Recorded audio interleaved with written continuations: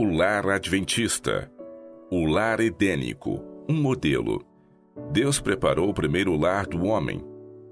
O lar edênico de nossos primeiros pais foi preparado para eles pelo próprio Deus. Havendo-o provido de tudo quanto o homem podia desejar, disse: façamos o homem à nossa imagem, conforme a nossa semelhança. O Senhor se agradou dessa última e mais nobre de todas as suas criaturas, e designou que ela fosse o perfeito habitante de um mundo perfeito. Não era, porém, intenção sua que ele vivesse em solidão. Disse: não é bom que o homem esteja só. Far-lhe-ei uma adjutora que esteja como diante dele. O próprio Deus deu a Adão uma companheira. Proveu-lhe uma adjutora, ajudadora esta que lhe correspondesse, a qual estava em condições para ser sua companheira e que poderia ser um com ele em amor e simpatia. Eva foi feita de uma costela tirada do lado de Adão, significando que ela não deveria dominar como a cabeça, nem ser pisada sob seus pés como se fosse inferior, mas estar a seu lado como sua igual e ser amada e protegida por ele. Como parte do homem, osso de seus ossos e carne de sua carne, era ela o seu segundo eu, mostrando isto a íntima união e apego afetivo que deveria existir nesta relação. Porque nunca ninguém aborreceu a sua própria carne, antes a alimenta e sustenta. Portanto, deixará o varão seu pai e a sua mãe, e apegar-se-á à sua mulher, e serão ambos uma carne. O primeiro casamento celebrado por Deus. Deus celebrou o primeiro casamento. Assim, esta instituição tem como seu originador o Criador do universo. Venerado seja o matrimônio. Foi esta uma das primeiras dádivas de Deus ao homem, e é uma das duas instituições que, depois da queda, Adão trouxe consigo aquém das portas do paraíso. Quando os princípios divinos são reconhecidos e obedecidos nesta relação, o casamento é uma bênção. Preserva a pureza e felicidade do gênero humano, provê as necessidades sociais do homem, eleva a natureza física, intelectual e moral. Aquele que deu Eva a Adão por companheira, operou seu primeiro milagre numa festa de bodas. Na sala festiva em que amigos e parentes juntos se alegravam, Cristo começou seu ministério público. Sancionou assim um casamento, reconhecendo-o como instituição por ele mesmo estabelecida.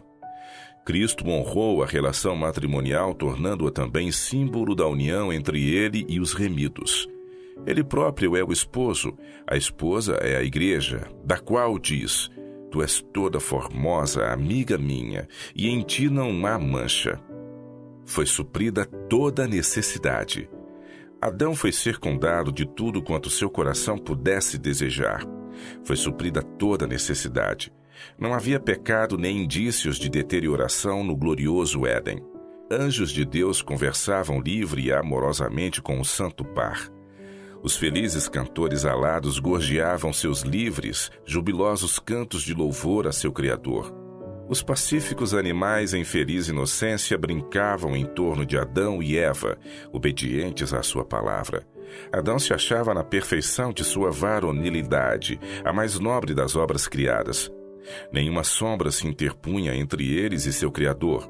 Conheciam a Deus como seu benfazejo Pai, e em tudo a sua vontade se conformava com a vontade de Deus.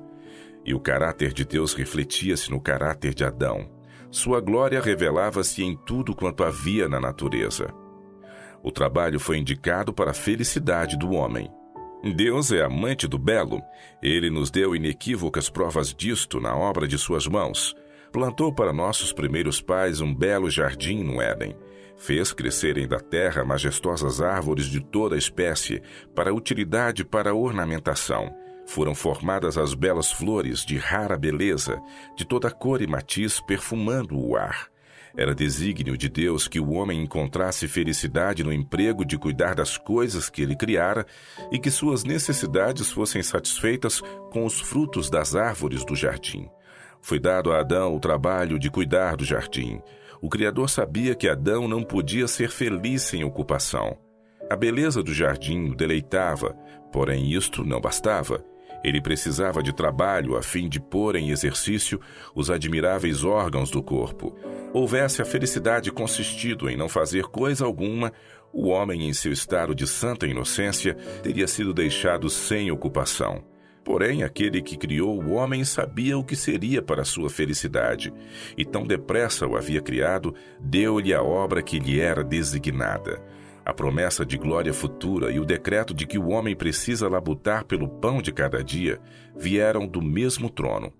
Deus é honrado por um lar cristão. Pais e mães que põem a Deus em primeiro lugar na família e ensinam os filhos a considerar o temor do Senhor como o princípio da sabedoria, glorificam a Deus diante dos anjos e dos homens, oferecendo ao mundo o espetáculo de uma família bem dirigida e bem educada, uma família que ama e obedece a Deus e contra ele não se rebela. Cristo não será estranho numa família assim. Seu nome ser-lhes-á familiar, e o reverenciarão e glorificarão. Os anjos se deleitam numa família em que Deus reina soberano, e os filhos são ensinados a honrar a religião, a Bíblia e o Criador. Essa família tem direito à promessa: aos que me honram, honrarei. Quando de uma casa assim o chefe sai a cumprir os seus deveres cotidianos, será sempre com o espírito manso e submisso, adquirido pela sua comunhão com Deus. Unicamente a presença de Cristo pode tornar homens e mulheres felizes. Todas as águas comuns da vida, Cristo pode transformar em vinho do céu. O lar se torna então como um Éden de bem-aventurança. A família, um belo símbolo da família do céu.